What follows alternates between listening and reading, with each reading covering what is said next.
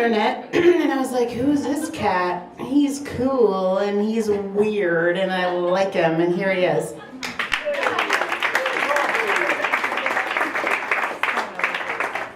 Thank you to all my fellow poetry friends for reading here tonight. Thank you, Amy. I have no banter in between poems, so I'm just going to read short quotes from the great art god David Berman, who is my art god.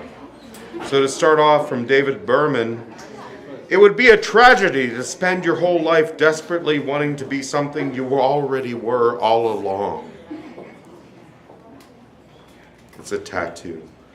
So I have a couple things I want to read from a series I've been writing about famous entrepreneurs because I know you're all interested. And this one is Herman Lay. It's titled Herman Lay. It's from Frito-Lay. He's the Lay in Frito-Lay. Herman Lay. If one could lay all the Herman Lays ever made end to end, one could measure a distance between 5 and 6 feet. Every August, Herman Lay's teachers, hesitant to depart with their sculpted representatives, practice Munchausen syndrome by proxy. According to Lay's law or the lay of the law, you can't eat just one, but you must eat the same one every time. Herman Lay, asleep, his ears open. Herman Lay, asleep, at the center of bee noise, unbothered, at the center of bee-humped cornflowers, at the center of a perpetually renovating National Gallery of Private Enterprise. Herman Lay, serene, under seduction-facilitating monuments, under the kissing cup display he seemed to live forever through, under wasps, perpetually meeting to kiss under Augustan arches. 90% of Herman Lay bestows involuntary permission via streaming audio. Via streaming video, his toe slips in, precisely the same place, precisely the same time.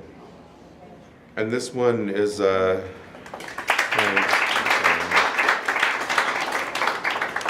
this one is about the dude who made Spam, Hormel meats. Actually, second generation, J. Catherwood Hormel. His dad made the original smokehouse and stuff, but this is in the 20s he became famous for Spam. J. Catherwood Hormel. J. Catherwood never leaves the living, he becomes spreadable. Under a snorting empire's Jolly Roger, J mistakes a compass rose for instructions. JC refuses non-existence. He evaporates into a fertile, syrupy liquid.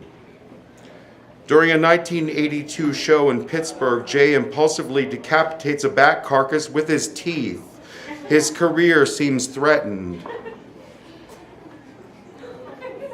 At the last minute, JC rejects enlightenment. He returns as natural gelatin formed on the production line. Soldiers shoulder crates of shoulders, teriyaki gun grease, tocino gun grease, oven roasted turkey.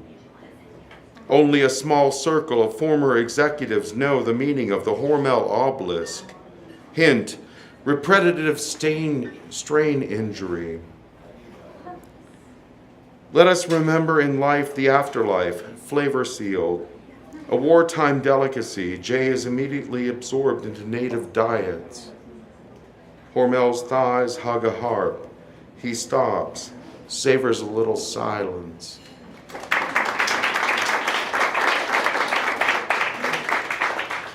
So this is a couple from a series I did about the study of linguistics. This is concerning retrospective linguistics. It's in a couple short parts. One, the two perspectives of diachronic linguistics. A, we are older than the oldest of the old. We are older than the paving stones where the guillotine stands. We are older than the coins translated from our severance checks. Already, language might say, already there's a red light. There's blood on that tree. School is about to start. B, look, I made a list. Language won't accept my Discover card. The landlord bans house. Horse giggles are okay. Outside Lawrence, we stumble. We flirt our way through the Marriage Museum's window pane exhibit. I make fettuccine, language prefers angel hair. Eager Racino patrons clog I-71. All that concentration, and what do you get? A box full of bent teaspoons. C. Already our need to speak dwindles past the point of a vocation. Let's not talk. Or you talk. I'll take notes. My remote tools, bibliography, definition, a shotgun hidden under my skirt. Already the thaw begins in ice, the sun's last appointment. A last session, we wait. 9 gloomy non-reptiles wrestled, stars of no-show, shufflers of invoices, under weak lights rolling on a patch of unsuitable farmland. D. New Year's Eve. Language passes out in the kitchen. Someone diagrams light rail routes with a blue permanent marker on language's face. Columbus, Ohio has no light rail. Yet for the next 2 weeks, strangers stare at language asking, where am I? How do I get there from here?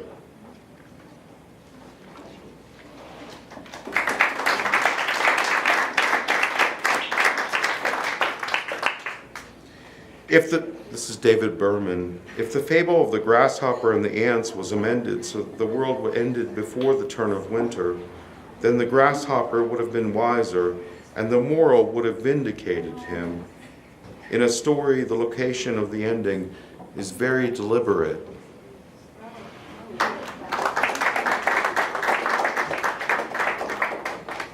For a while, I was writing for a website called Read Write Poem, and I was writing fake horoscopes. So here's a couple of fake horoscopes. I was collecting them after I wrote them. This one's cancer, the sign, not the disease. Are you going to hold on like a praying mantis on the side of a freight train? It's up to you to realize not all words rhyme with faster. So as soon as you embrace the disaster and master your fear of cuttlefish, you might want to chew when you eat. A violent tremor just under your left eye only occurs in the bank lobby when you want to withdraw cash. On Wednesday, evil spirits enter your checkbook. Remember that your account is going to crumble and agents are searching for your birth certificate. May I suggest new identities for you and your pets? I know you want to make anatomically correct origami figures for your literary dioramas. Those of you who are skilled enough to recreate scenes from Madame Bovary may want to consider the connection between those intricate folds of paper and certain plot points. Time to start creasing that corset. I'll finish. Thanks again, Amy.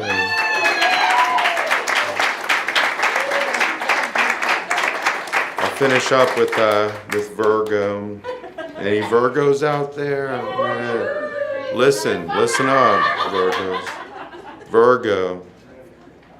Let me sketch how you may feel restless, as if carnivorous plants were nibbling at the backs of your knees, because this sensation is groundless.